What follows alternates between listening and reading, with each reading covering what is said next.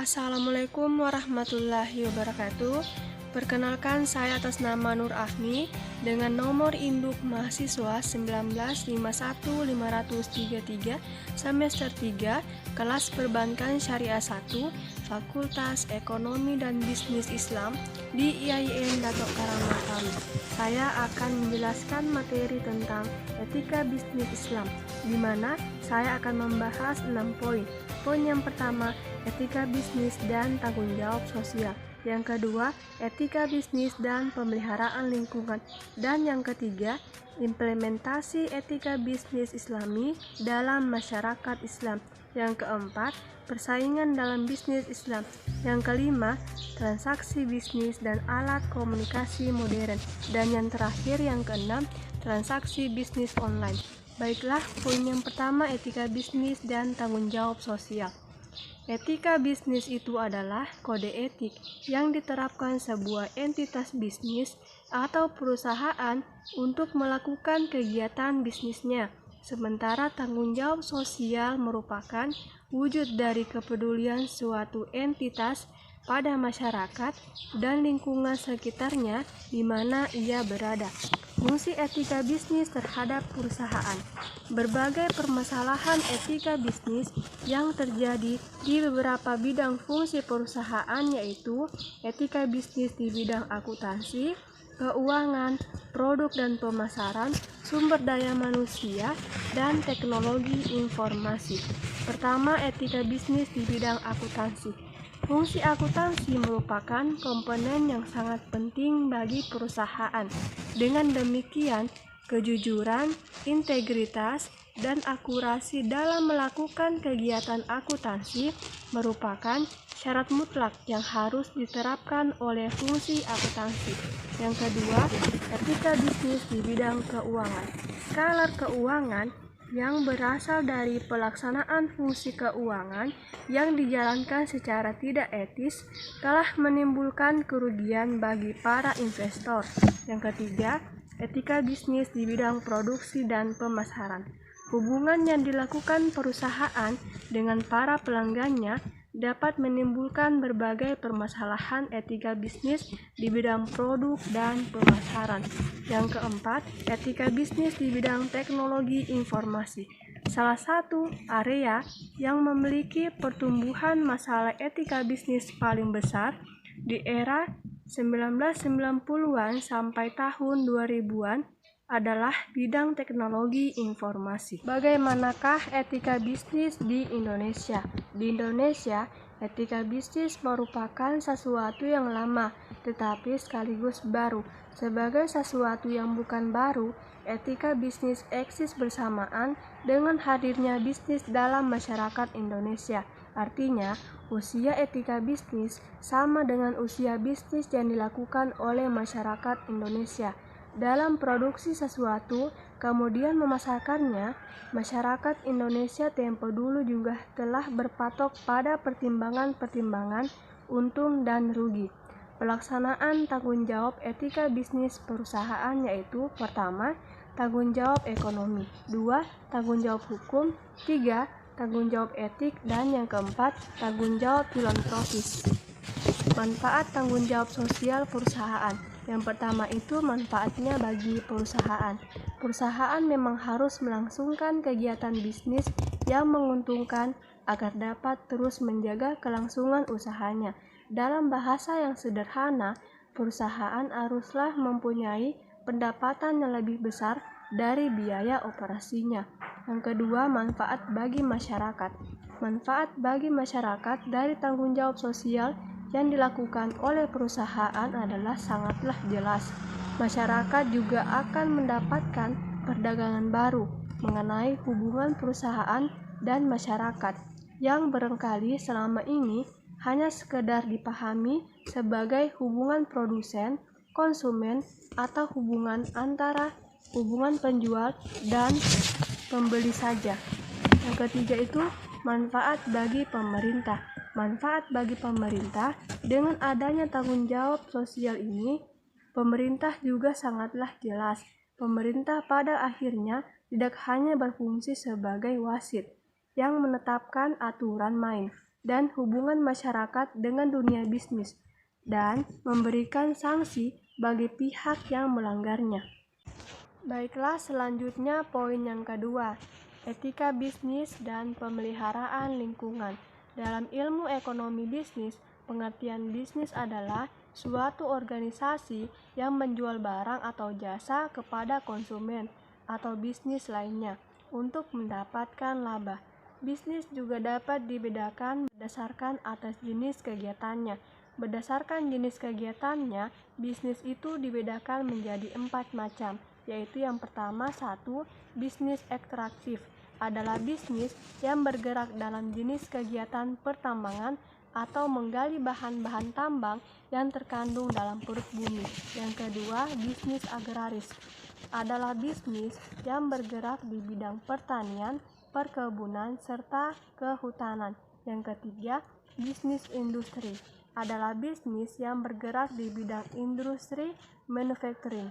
Yang keempat, bisnis jasa adalah bisnis yang bergerak dalam bidang jasa yang menghasilkan produk-produk yang tidak berjudul seperti jasa pendidikan, kecantikan, perbankan, kesehatan, jasa pariwisata, dan sebagainya. Hubungan bisnis dan lingkungan. Bisnis itu merupakan kegiatan yang berhubungan dengan kepentingan lingkungan. Hubungan antara bisnis dan lingkungan sangatlah erat. Perusahaan yang tidak mampu menyesuaikan diri dengan lingkungan akan tersingkir dalam kancah persaingan bisnis. Hubungan antara bisnis dengan lingkungan kemudian ditelaah oleh para usahawan. Pada mulanya telah dilakukan secara tradisional, yaitu mereka yang beranggapan bahwa bisnisnya yang merupakan hal yang terpenting atau yang menduduki titik sentral, sedangkan lingkungan merupakan hal sekunder yang mengelilingi bisnisnya. Lingkungan internal dan eksternal, di mana lingkungan internal merupakan faktor-faktor yang ada di dalam organisasi yang berpengaruh terhadap manajemen operasi. Pengaruh dari lingkungan internal terhadap organisasi secara singkat yaitu 1. Visi misi, 2. Budaya perusahaan, 3. Gaya manajemen, 4.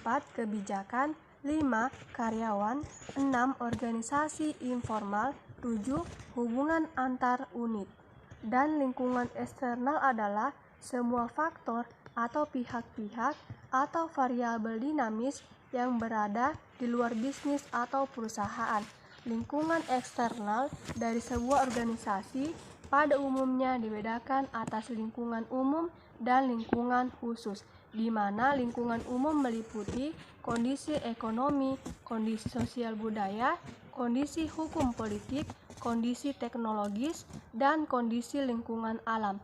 Sedangkan lingkungan khusus meliputi pelanggan, pemasok, pesaing, pembuat peraturan, serta serikat pekerja. Hubungan lingkungan eksternal dan internal dengan organisasi. Lingkungan eksternal sebagai sumber untuk pemasok dari sumber daya dan konsumen dari output, sedangkan lingkungan internal berpengaruh langsung terhadap tingkat kemampuan dalam proses yang meliputi ketiga subsistem yang ada di dalam sistem organisasi, yaitu masukan atau input, transformasi, dan keluaran atau output. Selanjutnya poin yang ketiga, implementasi etika bisnis Islami dalam masyarakat Islam. Setiap warga negara berhak memperoleh pekerjaan dan penghidupan yang layak sesuai harkat dan martabat kemanusiaan, sehingga dapat dihindari kefakir dan kemiskinan. Etika sebagai ajaran baik dan buruk, benar dan salah, atau ajaran tentang moral khususnya dalam perilaku dan tindakan-tindakan ekonomi, bersumber terutama dari ajaran agama Islam. Dalam kehidupan ekonomi, Islam juga menekankan implementasi amar ma'ruf nahi munkar. Perekonomian saat ini pasti sudah tidak asing lagi dengan yang namanya bisnis. Setiap pelakunya berlomba-lomba membesarkan bisnis mereka, bahkan hingga mancanegara. Di dalam berbisnis, sudah pasti terdapat aturan dan norma-norma yang berlaku. Untuk itulah, ada sebuah kata yang menyebutkan bahwa setiap pelaku bisnis harus mempunyai etika.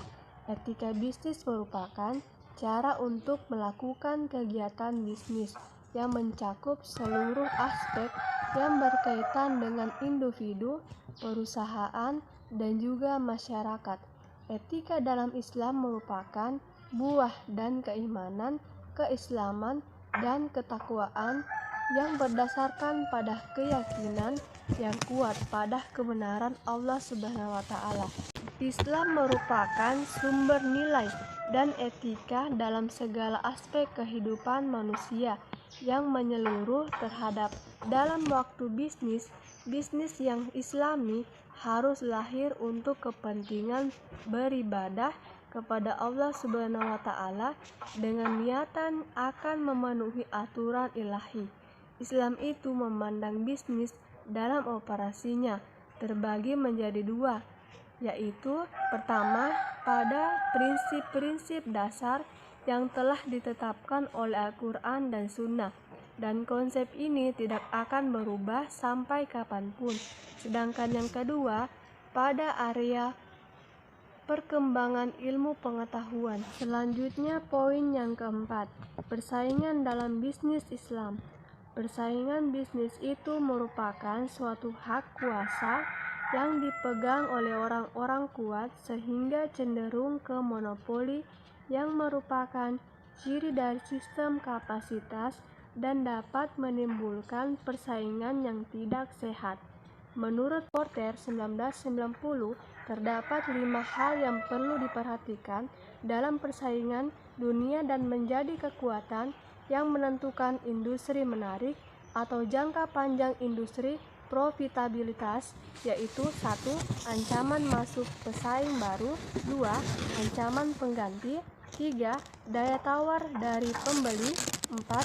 Daya tawar dari pemasok, dan 5. Tingkat persaingan antar pesaing. Ada beberapa hal yang perlu diperhatikan dalam menganalisis persaingan, yaitu 1. Identitas pesaing. Untuk mengetahui jumlah dan jenis pesaing serta kekuatan dan kelemahan yang mereka miliki, perusahaan perlu membuat peta pesaing yang lengkap. 2. Itu mengenali strategi pesaing. Perusahaan harus memantau strategi pesaingnya secara terus-menerus, karena pesaing yang cerdas akan mengubah strategi mereka dari waktu ke waktu. 3. Menetapkan tujuan pesaing. Pesaing itu ada 2 jenis, yaitu pesaing terdekat dan pesaing jauh. Pesaing terdekat adalah perusahaan yang mempunyai produk yang hampir sejenis. Pesaing jauh itu adalah perusahaan yang memiliki produk yang mirip. 4. Kekuatan dan kelemahan pesaing. Identifikasi kekuatan dan kelemahan dapat dilakukan melalui tahap-tahap, yaitu mencari dan mengumpulkan data tentang segala sesuatu yang berhubungan dengan sasaran, strategi, dan kinerja pesaing. Mencari tahu kekuatan dan kelemahan pesaing, baik itu dalam hal keuangan, sumber daya manusia, teknologi, maupun dalam hal letak atau posisi di pasar. Mengetahui market share yang dikuasai oleh pesaing, serta tindakan yang dilakukan pesaing terhadap pelanggan. Yang kelima, menyeleksi pesaing. Setelah perusahaan melakukan analisis nilai pelanggan, perusahaan dapat memusatkan serangnya pada salah satu kelas pesaing, yaitu pesaing kuat dan pesaing lemah. Kebanyakan perusahaan mengarah sasaran mereka kepada pesaing lemah karena membutuhkan lebih sedikit sumber daya per poin pasar yang diperoleh. Namun, perusahaan juga harus bersaing dengan para pesaing yang kuat untuk mendapatkan yang terbaik. Yang keenam, merancang sistem intelijen untuk bersaing. Setelah menguraikan jenis utama informasi yang dibutuhkan mengenai pesaing mereka, informasi ini harus digunakan, dikumpulkan, didistribusikan, dan dipergunakan. Yang ketujuh, menyiapkan strategi bersaing. Setelah mengenali dan mengevaluasi pesaing utama, perusahaan harus merancang strategi pemasaran bersaing yang paling baik, mempromosikan tawarannya melawan tawaran pesaing, dan memberikan keuntungan bersaing dan paling baik kepada perusahaan. Baiklah, poin yang kelima itu transaksi bisnis dan alat komunikasi modern.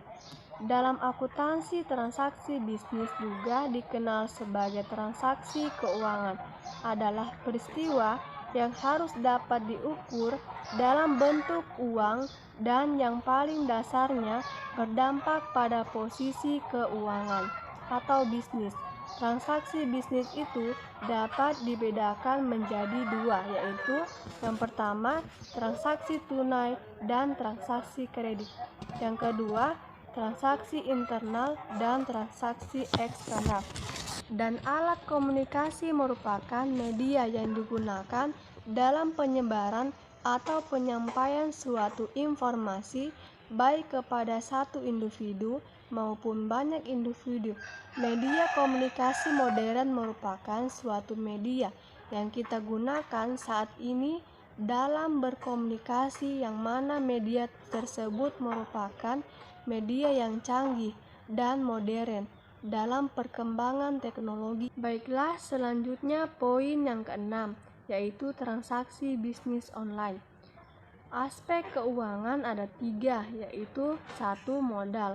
Untuk memulai bisnis online, kita tidak perlu modal yang banyak karena kita tidak harus menyetok barang di rumah. Yang kedua, alat untuk memulai berbisnis. Alat yang digunakan untuk memulai berbisnis online biasanya memakai smartphone, karena sekarang itu kebanyakan orang memakai smartphone.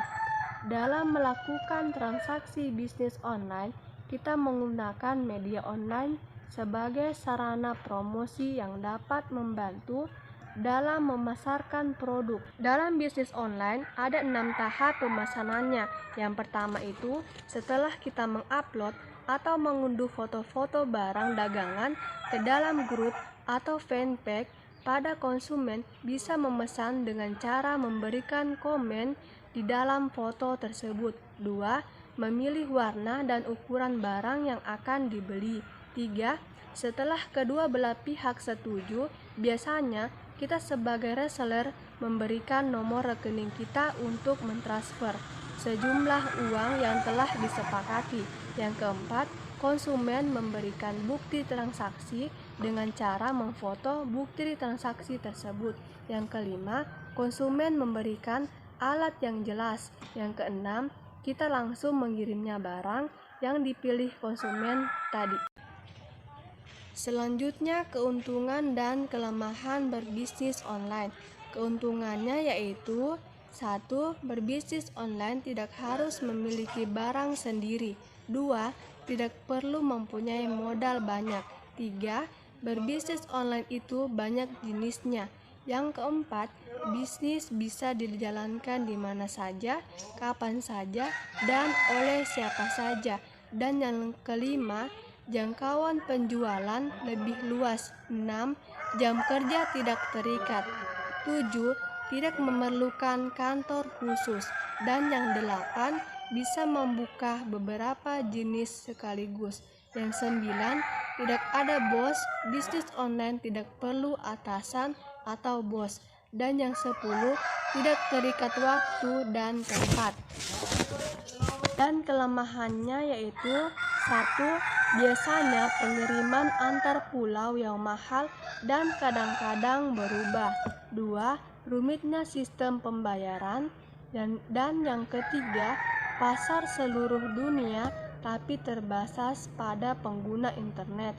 Yang keempat, beberapa jasa pengiriman tidak melayani pengiriman ke beberapa tempat di Indonesia. Dan yang terakhir, yang kelima, karena Indonesia negara kepulauan, biasanya pengiriman mengalami keterlambatan.